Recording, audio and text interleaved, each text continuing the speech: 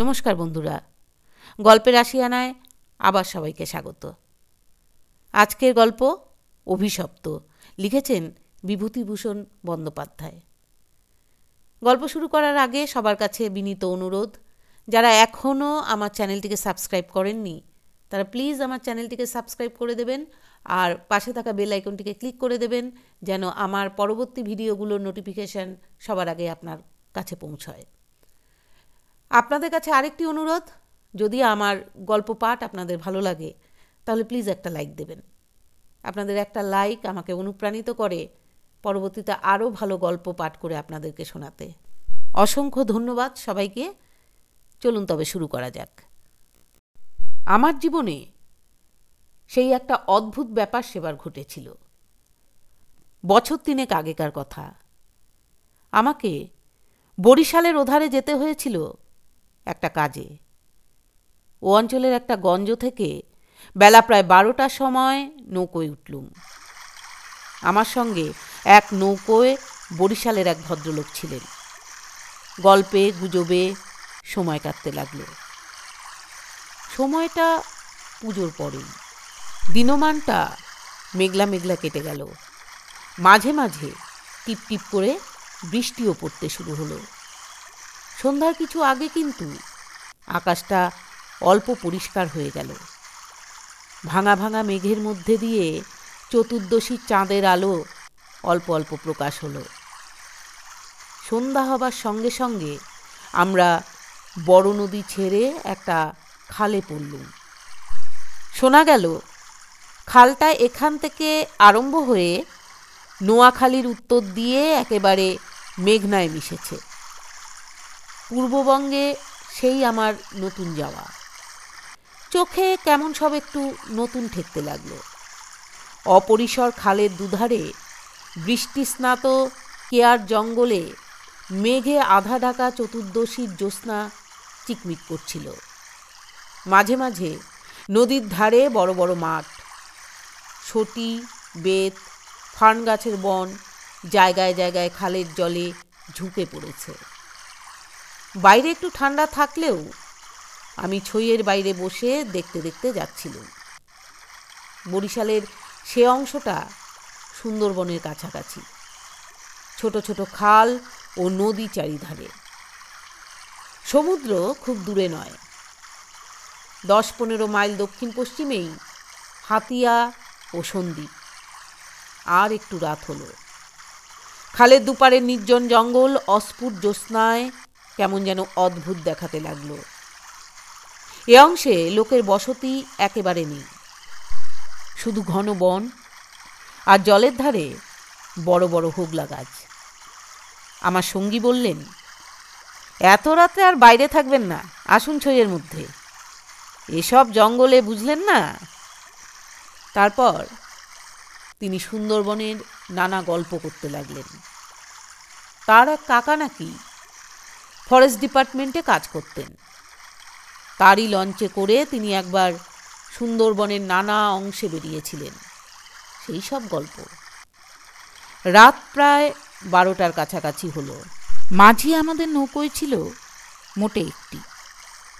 সে বলে উঠল, বাবু, একটু এগিয়ে গিয়ে বড় নদী পড়বে। এত রাত্রে একা সে নদীতে পাড়ি জমাতে পারবো না। এখানেই নৌকা রাখি। নৌকো সেখানে বাঁধা হলো। এদিকে বড় বড় গাছের আড়ালে চাঁদ অস্ত গেল। দেখলুম অপ্রশস্ত খালের দুধারেই অন্ধকারে ঢাকা ঘন জঙ্গল। চারিদিকে কোনো শব্দ নেই। পতঙ্গগুলো পর্যন্ত চুপ করেছে। সঙ্গীকে বললুম, মশায়, এই তো সরু খাল, পাড় থেকে বাগ লাফিয়ে পড়বে না তো নৌকোর ওপর? সঙ্গী বললেন, না পড়লেই আশ্চর্য হব। শুনে অত্যন্ত পুলকে ছইয়ের মধ্যে ঘেঁষে বসলুম। খানিকটা বসে থাকবার পর সঙ্গী বললে, আসুন একটু শোয়া যাক। ঘুম তো হবে না, আর ঘুমানো ঠিকও না।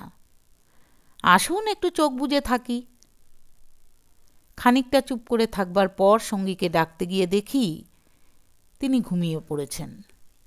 মাঝিও জেগে আছে বলে মনে হলো না। ভাবলুম তবে আমিই বা কেন মিথ্যে মিথ্যে চোখে চেয়ে থাকি? মহাজনদের পথ ধরবার উদ্যোগ করলুম। তারপর যা ঘটল সে আমার জীবনের এক অদ্ভুত অভিজ্ঞতা। শুতে যাচ্ছি, হঠাৎ আমার কানে গেল অন্ধকার বন ঝোপের ওপাশে অনেক দূরে গভীর জঙ্গলের মধ্যে কে যেন কোথায় গ্রামাফোন বাজাচ্ছে। তাড়াতাড়ি উঠে বসলুম। গ্রামাফোন? এ বনে এত রাত্রে গ্রামাফোন বাজাবে কে? কান পেতে শুনলুম। গ্রামাফোন না, অন্ধকার হিজল হিনতাল গাছগুলো যেখানে খুব ঘন হয়ে আছে সেখান থেকে কারা যেন উচ্চ কণ্ঠে আত্মকরুণ সুরে কি বলছে। খানিকটা শুনে মনে হলো সেটা একাধিক লোকের সমবেত কণ্ঠস্বর। প্রতিবেশী তেতলার ছাদে গ্রামাফোন বাজলে যেমন খানিকটা স্পষ্ট খানিকটা অস্পষ্ট, অথচ বেশ একখানা সুরের ঢেউ এসে কানে পৌঁছয়, এও অনেকটা সেই ভাবের। মনে হলো যেন কতকগুলো অস্পষ্ট বাংলা ভাষার শব্দও কানে গেল, কিন্তু ধরতে পারা গেল না কথাগুলো কি। শব্দটা মাত্র মিনিট খানেক স্থায়ী হলো। তারপরেই অন্ধকার বনভূমি যেমন নিস্তব্ধ ছিল আবার তেমনই নিস্তব্ধ হয়ে গেল। তাড়াতাড়ি ছইয়ের বাইরে এলুম। চারিপাশের অন্ধকার ঝিঙের বিচির মতন কালো। বনভূমি নীরব। শুধু নৌকোর তলায় ভাটার জল কলকল করে বাজছে। আর শেষ রাত্রের বাতাসে জলের ধারে কেয়াঝোপে এক প্রকার অস্পষ্ট শব্দ হচ্ছে। পাড়ে থেকে দূরে হিজল গাছের কালো গুড়িগুলোর অন্ধকারে এক অদ্ভুত চেহারা হয়েছে। ভাবলুম সঙ্গীদের ডেকে তুলি। আবার ভাবলুম বেচারীরা ঘুমোচ্ছে, ডেকে কি হবে, তার চেয়ে বরং নিজে জেগে বসে থাকি। দাঁড়িয়ে দাঁড়িয়ে একটা সিগারেট ধরালুম। তারপর আবার ছইয়ের মধ্যে ঢুকতে যাব, এমন সময় সেই অন্ধকারে ঢাকা বিশাল বনভূমির কোনো অংশ থেকে সুস্পষ্ট উচ্চ আত্মকরুণ ঝিঁঝি পোকার রবের মতো তীক্ষ্ণস্বর তীরের মতন জমাট অন্ধকারের বুক চিরে আকাশে উঠল। ওগো নৌকা যাত্রীরা, তোমরা কারা যাচ্ছ? আমরা শ্বাস বন্ধ হয়ে মলাম। আমাদের ওঠাও, ওঠাও, আমাদের ওঠাও, আমাদের বাঁচাও। নৌকোর মাঝিটা ধর্মর করে জেগে উঠল। আমি সঙ্গীকে ডাকলুম, মশাই, ও মশাই, উঠুন উঠুন। মাঝি আমার কাছে ঘেঁষে এলো। ভয়ে তার গলার স্বর কাঁপছিল। বললে, আল্লাহ আল্লাহ, শুনতে পেয়েছেন বাবু? সঙ্গী উঠে জিজ্ঞাসা করলেন, কি কি মশাই, ডাকলেন কেন? কোনো জানোয়ার টানোয়ার নাকি? আমি ব্যাপারটা বললুম। তিনিও তাড়াতাড়ি ছইয়ের বাইরে এলেন। তিনজনে মিলে কান খাড়া করে রইল। চারিদিক আবার চুপ। ভাটার জল নৌকোর তলায় বেঁধে আগের চেয়েও জোরে শব্দ হচ্ছিল। সঙ্গী মাঝিকে জিজ্ঞাসা করলেন, এটা কি তবে? মাঝি বললে, হ্যাঁ বাবু, বা এই কীর্তিপাশার গড়। সঙ্গী বললেন, তবে তুই এত রাত্রে এখানে নৌকো রাখলি কেন, বেকুব কোথাকার? মাঝি বললে, তিনজন আছি বলেই রেখেছিলাম বাবু, ভাটার টানে নৌকো পিছিয়ে নেবার তো জো ছিল না। কথাবার্তার ধরন শুনে সঙ্গীকে বললুম, কি মশাই, কি ব্যাপার, আপনি কিছু জানেন নাকি? ভয়ে যত না হোক বিস্ময়ে আমরা কেমন হয়ে গিয়েছিলাম। সঙ্গী বললেন, ওরে, তোর সেই কেরোসিনের ডিবেটা জ্বাল, আলো জেলে বসে থাকা যাক, রাত এখনো ঢের। মাঝিকে বললুম, তুই শব্দটা শুনতে পেয়েছিলি? সে বললে, হ্যাঁ বাবু, আওয়াজ কানে গিয়েই তো আমার ঘুম ভেঙে গেল। আমি আরও দুবার নৌকো বেয়ে যেতে যেতে ও ডাক শুনেছি। সঙ্গী বললেন, এটা এ অঞ্চলের একটা অদ্ভুত ঘটনা। তবে এ জায়গাটা সুন্দরবনের সীমানায় বলে আর এ অঞ্চলে কোনো লোকালয় নেই বলে শুধু নৌকোর মাঝিদের কাছেই এটা সুপরিচিত। এর পেছনে একটা ইতিহাস আছে, সেটা অবশ্য নৌকোর মাঝিদের পরিচিত নয়। সেইটে আপনাকে বলি শুনুন। তারপর ধূমায়িত কেরোসিনের ডিবার আলোয় অন্ধকার বনের বুকের মধ্যে বসে সঙ্গীর মুখে কীর্তিপাশার গড়ের ইতিহাসটা শুনতে লাগলুম। 300 বছর আগেকার কথা। মুনিম খাঁ তখন গৌড়ের সুবাদার। এ অঞ্চলে তখন বাঁড়ভূঁইয়ার 2 প্রতাপশালী ভূঁইয়া রাজা রামচন্দ্র রায় ও ঈশা খাঁ মসনদী আলীর খুব প্রতাপ। মেঘনার মোহনার বাহির সমুদ্র, যাকে এখন সন্দ্বীপ চ্যানেল বলে, সেখানে তখন মগ আর পর্তুগিজ জলদস্যুরা শিকারান্বেষণে শোন পক্ষীর মতো ওত পেতে বসে থাকত। সে সময় এখানে এরকম জঙ্গল ছিল না। এ সমস্ত জায়গা কীর্তিরায়ের অধিকারে ছিল। এইখানে তার সুদৃঢ় দুর্গ ছিল। মগ জলদস্যুদের সঙ্গে তিনি অনেকবার লড়েছিলেন। তার অধীনে সৈন্য সামন্ত, কামান, যুদ্ধের কোষা সবই ছিল। সন্দ্বীপ তখন ছিল পর্তুগিজ জলদস্যুদের প্রধান আড্ডা। এদের আক্রমণ থেকে আত্মরক্ষা করবার জন্যে এ অঞ্চলের সকল জমিদারকেই সৈন্যদল দৃঢ় করে গড়তে হতো। এ বনের পশ্চিম ধার দিয়ে তখন আরেকটা খাল বড় নদীতে পড়ত। বনের মধ্যে তার চিহ্ন এখনো আছে। কীর্তিরায় অত্যন্ত অত্যাচারী এবং দুর্ধর্ষ জমিদার ছিলেন। তার রাজ্যে এমন সুন্দর মেয়ে কমই ছিল যে তার অন্তঃপুরে একবার না ঢুকেছে। তাছাড়া তিনি নিজেও এক প্রকার জলদস্যু ছিলেন। তার নিজের অনেকগুলো বড় ছিপ ছিল। আশেপাশের জমিদারি, এমনকি নিজের জমিদারির মধ্যেও সম্পত্তিশালী গৃহস্থের ধনরত্ন, স্ত্রী কন্যা লুটপাট করার রূপ মহৎ কার্যে সেগুলি ব্যবহৃত হতো। কীর্তিরায়ের পাশের জমিদারি ছিল কীর্তিরায়ের এক বন্ধুর। এরা ছিলেন চন্দ্রদ্বীপের রাজা রামচন্দ্র রায়দের পত্তনিদার। অবশ্য সে সময় অনেক পত্তনিদারের ক্ষমতা এখনকার স্বাধীন রাজাদের চেয়ে বেশি ছিল।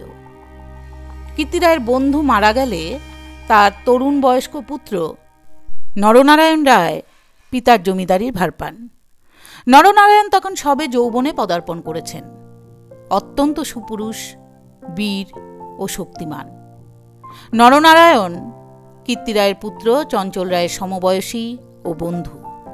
সেবার কীর্তিরায়ের নিমন্ত্রণে নরনারায়ণ রায় তার রাজ্যে দিন কতকের জন্য বেড়াতে এলেন। চঞ্চল রায়ের তরুণী পত্নী লক্ষ্মী দেবী স্বামীর বন্ধু নরনারায়ণকে দেবরের মতন স্নেহের চক্ষে দেখতে লাগলেন। 2-1 দিনের মধ্যেই কিন্তু সে স্নেহের চোটে নরনারায়ণকে বিব্রত হয়ে উঠতে হলো। নরনারায়ণ রায় তরুণ বয়স্ক হলেও একটু গম্ভীর প্রকৃতির। বিদ্যুৎ চঞ্চলা তরুণী বন্ধুপত্নীর ব্যঙ্গ পরিহাসে গম্ভীর প্রকৃতি নরনারায়ণের মান বাঁচিয়ে চলা দুষ্কর হয়ে পড়ল। স্নান করে উঠেছেন, মাথার তাজ খুঁজে পাওয়া যাচ্ছে না। নানা জায়গায় খুঁজে হয়রান হয়ে তার আশা ছেড়ে দিয়ে বসে আছেন। হঠাৎ কখন নিজের বালিশ তুলতে গিয়ে দেখেন তার নিচেই তার চাপা আছে। যদিও এর আগেও তিনি বালিশের নিচে খুঁজেছেন। তার প্রিয় তরবারিখানা দুপুর থেকে বিকেলের মধ্যে 5 বার হারিয়ে গেল।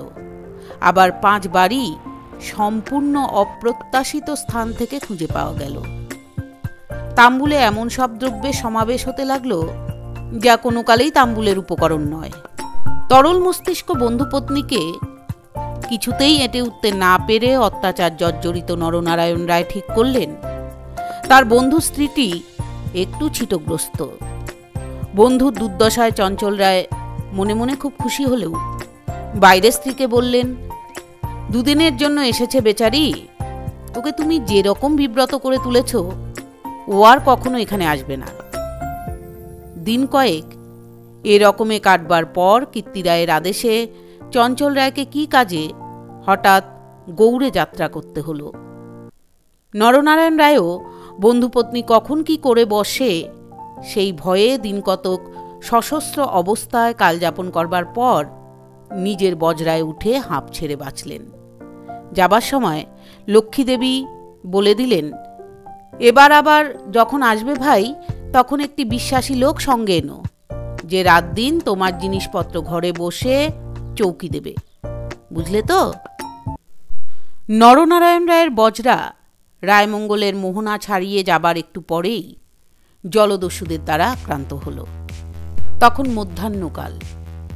প্রখর রৌদ্রে বজরার দক্ষিণ দিকের দিগ্বলয় প্রসারী জলরাশি সানানো তলোয়ারের মতো ঝকঝক করছিল।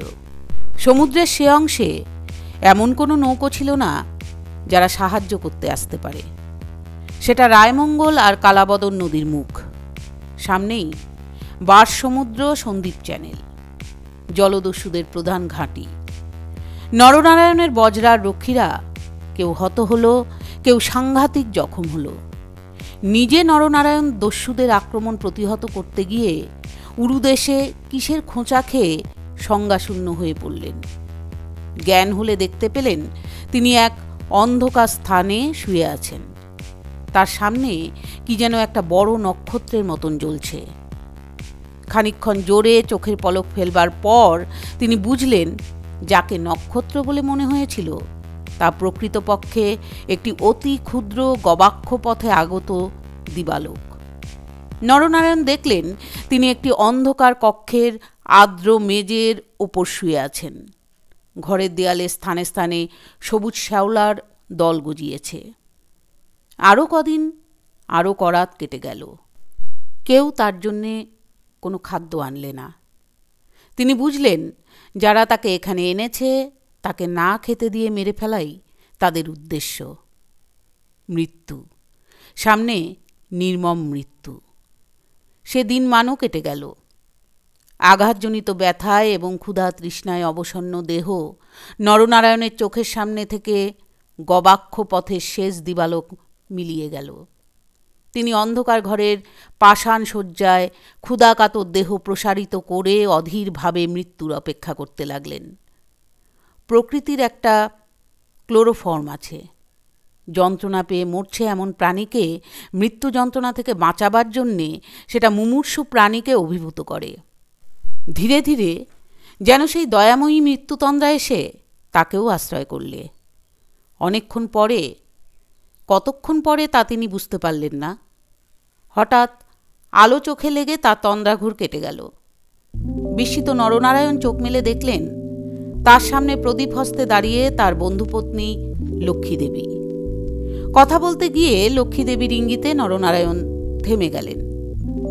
লক্ষ্মীদেবী হাতের প্রদীপটি আঁচল দিয়ে ঢেকে নরনারায়ণকে তার অনুসরণ করতে ইঙ্গিত করলেন। একবার নরনারায়ণের সন্দেহ হল, এসব স্বপ্ন নয় তো। কিন্তু ওই যে দীপশিখার উজ্জ্বল আলোয় আর্দ্র ভিত্তিগাত্রে সবুজ শ্যাওলার দল স্পষ্ট দেখা যায়। নরনারায়ণ শক্তিমান যুবক। ক্ষুধায় দুর্বল হয়ে পড়লেও নিশ্চিত মৃত্যুর গ্রাস থেকে বাঁচবার উৎসাহে তিনি দৃঢ় পদে অগ্রবর্তিনী ক্ষিপ্রগামিনী বন্ধুপত্নীর পশ্চাৎ পশ্চাৎ চললেন। একটা বক্রগতি পাথরের সিঁড়ি দিয়ে উপরে উঠে একটি দীর্ঘ সুড়ঙ্গ পার হবার পর তিনি দেখলেন যে তারা কীর্তিরায়ের প্রাসাদের সামনের খালধারে এসে পৌঁছেছেন। লক্ষ্মীদেবী একটা ছোট বেতে বনো থলি বার করে তার হাতে দিয়ে বললেন, এতে খাবার আছে, এখানে খেও না। তুমি সাঁতার জানো, খাল পার হয়ে ওপারে গিয়ে কিছু খেয়ে নাও, তারপর যত শিগগির পারো পালিয়ে যাও। ব্যাপার কি নরনারায়ণ রায় একটু বুঝলেন। তার বিস্তৃত জমিদারি কীর্তিরায়ের জমিদারির পাশেই, এবং তার অবর্তমানে কীর্তিরায়ই দনুজ্জমর্দনের বংশধরদের ভবিষ্যৎ পত্তনিদার। অত বড় বিস্তৃত ভূসম্পত্তি, সৈন্য সামন্ত কীর্তিরায়ের হাতে এলে তিনি কি আর কিছু গ্রাহ্য করবেন? কীর্তিরায় যে মাথা নিচু করে আছেন, তার এই কি কারণ নয় যে তার এক পাশে বাকলা চন্দ্রদ্বীপ, অন্য পাশে ভুলুয়ার প্রতাপশালী ভূঁইয়া রাজা লক্ষণ মাণিক্য। প্রদীপের আলোয় নরনারায়ণ দেখলেন তার বন্ধুপত্নীর মুখে সে চটুল হাস্যরেখার চিহ্নও নেই। তার মুখখানি সহানুভূতিতে ভরা মাতৃমুখের মতন স্নেহকোমল হয়ে এসেছে। তার চারিপাশে গাঢ় অন্ধকার, মাথার উপর আকাশের বুক চিরে দিগন্ত বিস্তৃত উজ্জ্বল ছায়াপথ। নিকটেই খালের জল জোর ভাঁটার টানে তীরের হোগলা গাছ দুলিয়ে কলকল শব্দে বড় নদীর দিকে ছুটেছে। নরনারায়ণ আবেগপূর্ণ সুরে জিজ্ঞাসা করলেন, বউ ঠাকুরন, চঞ্চলও কি এর মধ্যে আছে? লক্ষ্মীদেবী বললেন, না ভাই, তিনি কিছু জানেন না, এসব শ্বশুর ঠাকুরের কীর্তি, এই জন্যে তাকে অন্য জায়গায় পাঠিয়েছেন। এখন আমার মনে হচ্ছে গৌড় ঢোর সব মিথ্যে। নরনারায়ণ দেখলেন লজ্জায় দুঃখে তার বন্ধুপত্নীর মুখ বিবর্ণ হয়ে উঠেছে। লক্ষ্মীদেবী আবার বললেন, আমি আজ জানতে পারি, খিড়কিগড়ের পাইক সর্দার আমায় মা বলে, তাকে দিয়ে দুপুর রাতের পাহারা সব সরিয়ে রেখে দিয়েছিলাম তাই। নরনারায়ণ বললেন, বউ ঠাকুরন, আমার এক বোন ছেলেবেলায় মারা গিয়েছিল, তুমি আমার সেই বোন, আজ আবার ফিরে এলে। লক্ষ্মীদেবীর পদ্মের মতো মুখখানি চোখের জলে ভেসে গেল। একটু ইতস্তত করে বললেন, ভাই, বলতে সাহস পাইনি, তবুও একটা কথা বলছি, বোন বলে যদি রাখো। নরনারায়ণ জিজ্ঞাসা করলেন, কি কথা বউ ঠাকুরন? লক্ষ্মীদেবী বললেন, তুমি আমার কাছে বলে যাও ভাই, যে শ্বশুর ঠাকুরের কোনো অনিষ্ট চিন্তা তুমি করবে না। নরনারায়ণ রায় একটুখানি কি ভাবলেন, তারপর বললেন, তুমি আমার প্রাণ দিলে বউ ঠাকুরন, তোমার কাছে বলে যাচ্ছি, তুমি বেঁচে থাকতে আমি তোমার শ্বশুরের কোনো অনিষ্ট চিন্তা করব না। বিদায় নিতে গিয়ে নরনারায়ণ একবার জিজ্ঞাসা করলেন, বউ ঠাকুরন, তুমি ফিরে যেতে পারবে তো? লক্ষ্মীদেবী বললেন, আমি ঠিক যাব, তুমি কিন্তু যত দূর পারো সাঁতরে গিয়ে তারপর ডাঙায় উঠে চলে যেও।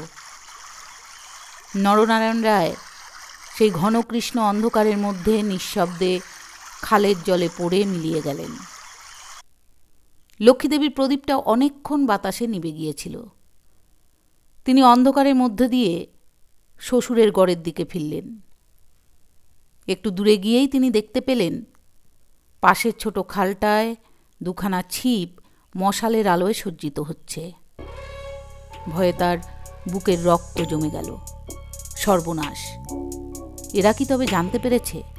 দ্রুত পদে অগ্রসর হয়ে গুপ্ত সুড়ঙ্গের মুখে এসে তিনি দেখলেন সুড়ঙ্গের পথ খোলাই আছে। তিনি তাড়াতাড়ি সুড়ঙ্গের মধ্যে ঢুকে পড়লেন। কীর্তিরায় বুঝতেন নিজের হাতের আঙ্গুলও যদি বিষাক্ত হয়ে ওঠে তো তাকে কেটে ফেলাই সমস্ত শরীরের পক্ষে মঙ্গল। পরদিন আবার দিনের আলো ফুটে উঠল, কিন্তু লক্ষ্মীদেবীকে আর কোনো দিন কেউ দেখেনি। রাতের হিংস্র অন্ধকার তাকে গ্রাস করে ফেলেছিল। নরনারায়ণ রায় নিজের রাজধানীতে বসে সব শুনলেন। গুপ্ত সুড়ঙ্গের দুধারের মুখ বন্ধ করে কীর্তি রায় তার পুত্রবধূ শ্বাসরোধ করে তাকে হত্যা করেছেন। শুনে তিনি চুপ করে রইলেন। এর কিছুদিন পরে তার কানে গেল বাসুন্তার লক্ষণ রায়ের মেয়ের সঙ্গে শীঘ্রই চঞ্চলের বিয়ে। সেদিন রাত্রে চাঁদ উঠলে নিজের প্রাসাদ শিখরে বেড়াতে বেড়াতে চারিদিকে শুভ্র সুন্দর আলোয় সাগরের দিকে দৃষ্টিপাত করে দৃঢ়চিত্ত নরনারায়ণ রায়েরও চোখের পাতা যেন ভিজে উঠল। তার মনে হল তার অভাগিনী বউ ঠাকুরনীর হৃদয়ে নিঃসারিত নিষ্পাপ অকলঙ্ক পবিত্র স্নেহের ঢেউয়ে সারা জগৎ ভেসে যাচ্ছে। মনে হল তারই অন্তরের শ্যামলতায় জ্যোৎস্না ধৌত বনভূমির অঙ্গে অঙ্গে শ্যামল সুন্দর শ্রী নীরব আকাশের তলে তারই চোখের দুষ্টু হাসিটি তারায় তারায় নবমল্লিকার মতন ফুটে উঠেছে। নরনারায়ণ রায়ের পূর্বপুরুষরা ছিলেন দুর্ধর্ষ ভূম্যধিকারী দস্যু। হঠাৎ পূর্বপুরুষের সেই বর্বর রক্ত নরনারায়ণের ধমনীতে নেচে উঠল। তিনি মনে মনে বললেন, আমার অপমান আমি একরকম ভুলেছিলাম বউ ঠাকুরুন, কিন্তু তোমার অপমান আমি সহ্য করব না কখনো। কিছুদিন কেটে গেল। তারপর একদিন এক শীতের ভোররাত্রির কুয়াশা কেটে যাওয়ার সঙ্গে সঙ্গে দেখা গেল কীর্তিরায়ের গড়ের খালের মুখ ছিপে সুলুপে জাহাজে ভরে গিয়েছে। তোপের আওয়াজে কীর্তিরায়ের প্রাসাদ দুর্গের ভিত্তি ঘন ঘন কেঁপে উঠতে লাগল। কীর্তিরায় শুনলেন আক্রমণকারী নরনারায়ণ রায়, সঙ্গে দুরন্ত পর্তুগিজ জলদস্যু সেবাস্তিও গাঞ্জালেস। উভয়ের সম্মিলিত বহরের 40খানা কোষা খালের মুখে চড়াও হয়েছে। পুরা বহরের বাকি অংশ বাহির নদীতে দাঁড়িয়ে। এ আক্রমণের জন্য কীর্তিরায় পূর্ব থেকে প্রস্তুত ছিলেন, কিন্তু প্রস্তুত ছিলেন না নরনারায়ণের সঙ্গে গাঞ্জালেসের যোগদানের জন্য। রাজা রামচন্দ্র রায় এবং রাজা লক্ষণ মানিকের সঙ্গে গাঞ্জালেসের কয়েক বৎসর ধরে শত্রুতা চলে আসছে। এ অবস্থায় গাঞ্জালেস যে তাদের পত্তনিদান নরনারায়ণ রায়ের সঙ্গে যোগ দেবে, এ কীর্তিরায়ের কাছে সম্পূর্ণ অপ্রত্যাশিত ঘটনা। তাহলেও কীর্তিরায়ের গড় থেকেও তোপ চলল। গাঞ্জালেস সুদক্ষ নৌবীর, তার পরিচালনে 10খানা সুলু চড়া ঘুরে গড়ের পাশের ছোট খালে ঢুকতে গিয়ে কীর্তিরায়ের নৌয়ারার এক অংশ দ্বারা বাধাপ্রাপ্ত হল। গড়ের কামান সেদিকে এত প্রখর যে খালের মুখে দাঁড়িয়ে থাকলে বহর মারা পড়ে। গাঞ্জালেস 2খানা কামানবাহী সুলুপ ছোট খালের মুখে রেখে বাকিগুলো সেখান থেকে ঘুরিয়ে এনে চড়ার পিছনে দাঁড় করালে। গাঞ্জালেসের অধীনস্থ অন্যতম জলদস্যু মাইকেল রোজারিও ডি ডেগা এই ছোট বহর খালের মধ্যে ঢুকিয়ে গড়ের পশ্চিম দিক আক্রমণ করবার জন্যে আদিষ্ট হল। অতর্কিত আক্রমণে কীর্তিরায়ের নৌয়ারা শত্রু বহর কর্তৃক ছিপি আটা বোতলের মতন খালের মধ্যে আটকে গেল। বার নদীতে গিয়ে যুদ্ধ দেবার ক্ষমতা তাদের আদেও রইল না। তবুও তাদের বিক্রমে রোজারিও অনেকক্ষণ পর্যন্ত কিছু করে উঠতে পারলেন না। কীর্তিরায়ের নৌবহর দুর্বল ছিল না। কীর্তিরায়ের গড় থেকে পর্তুগিজ জলদস্যুদের আড্ডা সন্দ্বীপ খুব দূরে নয়, কাজেই কীর্তিরায়ের নৌবহর সুদৃঢ় করে গড়তে হয়েছিল। বৈকালের দিকে রোজারিওর কামানের মুখে গড়ের পশ্চিম দিকটা একেবারে হুমড়ি খেয়ে পড়ে গেল। নরনারায়ণ রায় দেখলেন প্রায় 30খানা কোষা জখম অবস্থায় খালের মুখে পড়ে। কীর্তিরায়ের গড়ের কামানগুলো সব চুপ। নদীর দুপার ঘিরে সন্ধ্যা নেমে আসছে। ঊর্ধ্বে নিস্তব্ধ নীল আকাশে কেবলমাত্র এক ঝাঁক শকুনি কীর্তিরায়ের গড়ের উপর চক্রাকারে ঘুরছে। হঠাৎ বিজয়োন্মত্ত নরনারায়ণ রায়ের চোখের সম্মুখে বন্ধুপত্নীর বিদায়ের রাতের সন্ধ্যার পদ্মের মতন বিষাদ ভরা ম্লান মুখখানি, কাতর মিনতিপূর্ণ সেই চোখ দুটি মনে পড়ল। তীব্র অনুশোচনায় তার মন তখনই ভরে উঠল। তিনি করছেন কি? এই রকম করে কি তিনি তার স্নেহময়ী প্রাণদাত্রীর শেষ অনুরোধ রাখতে এসেছেন? নরনারায়ণ রায় হুকুম জারি করলেন, কীর্তিরায়ের পরিবারের এক প্রাণীরও যেন প্রাণহানি না হয়। একটু পরে সংবাদ এলো গড়ের মধ্যে কেউ নেই। নরনারায়ণ রায় বিস্মিত হলেন। তিনি তখনই নিজে গড়ের মধ্যে ঢুকলেন। তিনি এবং গাঞ্জালেস গড়ের সমস্ত অংশ তন্ন তন্ন করে খুঁজলেন। দেখলেন সত্যিই কেউ নেই। পর্তুগিজ বহরের লোকেরা গড়ের মধ্যে লুটপাট করতে গিয়ে দেখল মূল্যবান দ্রব্যাদি বড় কিছু নেই। পরদিন দ্বীপ্রহর পর্যন্ত লুটপাট চলল। কীর্তিরায়ের পরিবারের এক প্রাণীরও সন্ধান পাওয়া গেল না। অপরাহ্নে কেবলমাত্র 2খানা সুলুপ খালের মুখে পাহারা রেখে নরনারায়ণ রায় ফিরে গেলেন। এই ঘটনার দিন কয়েক পরে পর্তুগিজ জলদস্যুর দল লুটপাট করে চলে গেলে কীর্তিরায়ের এক কর্মচারী গড়ের মধ্যে প্রবেশ করে। আক্রমণের দিন সকালেই এ লোকটি গড় থেকে আরও অনেকের সঙ্গে পালিয়েছিল। ঘুরতে ঘুরতে একটা বড় থামের আড়ালে সে দেখতে পেলে একজন আহত মুমূর্ষু লোক তাকে ডেকে কি বলবার চেষ্টা করছে। কাছে গিয়ে সে লোকটাকে চিনলে। লোকটি কীর্তিরায়ের পরিবারের এক বিশ্বস্ত পুরনো কর্মচারী। তার মৃত্যুকালীন অস্পষ্ট বাক্যে আগন্তুক কর্মচারীটি মোটামুটি যা বুঝলে তাতেই তার কপাল ঘেমে উঠল।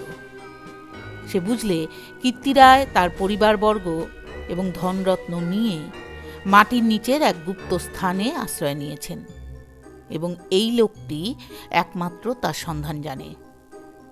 তখনকার আমলে এই গুপ্ত গৃহগুলি প্রায় সকল বাড়িতেই থাকত এবং এর ব্যবস্থা এমন ছিল যে বাইরে থেকে কেউ এগুলো না খুলে দিলে তা থেকে বেরুবার উপায় ছিল না। কোথায় সে মাটির নিচের ঘর তা স্পষ্ট করে বলবার আগেই আহত লোকটি মারা গেল। বহু অনুসন্ধানেও গড়ের কোন অংশে সে গুপ্ত গৃহ ছিল তা কেউ সন্ধান করতে পারলে না। এই রকমে কীর্তিরায় ও তার পরিবারবর্গ অনাহারে তিলে তিলে শ্বাসরুদ্ধ হয়ে গড়ের যে কোন নিভৃত ভূগর্ভস্থ কক্ষে মৃত্যুমুখে পতিত হলেন তার আর কোনো সন্ধানই হল না। সেই বিরাট প্রাসাদ দুর্গের পর্বতপ্রমাণ মাটি পাথরের চাপে হতভাগ্যদের সাদা হাড়গুলো কোন বায়ুশূন্য অন্ধকার ভূকক্ষে তিলে তিলে গুঁড়ো হচ্ছে কেউ তার খবর পর্যন্ত জানে না। ওই ছোট খালটা প্রকৃতপক্ষে সন্দীপ চ্যানেলেরই একটা খাড়ি। খাড়ির ধার থেকে একটুখানি গেলে গভীর অরণ্যের ভিতর কীর্তিরায়ের গড়ের বিশাল ধ্বংসস্তূপ এখনও বর্তমান আছে দেখা যাবে। খাল থেকে কিছু দূরে অরণ্যের মধ্যে 2 সার প্রাচীন বকুল গাছ দেখা যায়। এখন এ বকুল গাছের সারের মধ্যে দুর্ভেদ্য জঙ্গল আর শুলোকাটার বন। তখন এখানে রাজপথ ছিল। আর খানিকটা গেলে একটা বড় দিঘি চোখে পড়বে। তারই দক্ষিণে কুচো ইটের জঙ্গলাবৃত স্তূপে অর্ধপ্রথিত হাঙরমুখো পাথরের কুড়ি, ভাঙা থামের অংশ। বারভূইয়াদের বাংলা থেকে, রাজা প্রতাপাদিত্য রায়ের বাংলা থেকে বর্তমান যুগের আলোয় উঁকি মারছে। দিঘির যে ইষ্টক সোপানে সকাল সন্ধ্যায় যখন তখন অতীত যুগের রাজবধূদের রাঙা পায়ের অলঙ্কৃত রাগ ফুটে উঠত, এখন সেখানে দিনের বেলায় বড় বড় বাঘের পায়ের থাবার দাগ পড়ে। গোখুরা কেউটে সাপের দল ফনা তুলে ঘুরে বেড়ায়। বহুদিন থেকেই এখানে একটা অদ্ভুত ব্যাপার ঘটে থাকে। দুপুর রাতে গভীর বনভূমি যখন নীরব হয়ে যায়, হিনতাল হিজল গাছের কালো গুড়িগুলো অন্ধকারে যখন বনের মধ্যে প্রেতের মতো দাঁড়িয়ে থাকে, সন্দীপ চ্যানেলের জোয়ারের ঢেউয়ের আলোকোৎক্ষেপী লোনা জল খাড়ির মুখে জোনাকির মতন জ্বলতে থাকে, তখন খাল দিয়ে নৌকো বেয়ে যেতে যেতে মোমমধু সংগ্রাহকেরা কতবার শুনেছে অন্ধকারে বনের এক গভীর অংশ থেকে কারা যেন আত্মস্বর চিৎকার করছে, ওগো পথযাত্রীরা, ওগো নৌকা যাত্রীরা, আমরা যে এখানে শ্বাসরুদ্ধ হয়ে মারা গেলাম, দয়া করে আমাদের তোলো, ওগো আমাদের তোলো। ভয়ে বেশি রাত্রে এ পথে কেউ নৌকো বাইতে চায় না।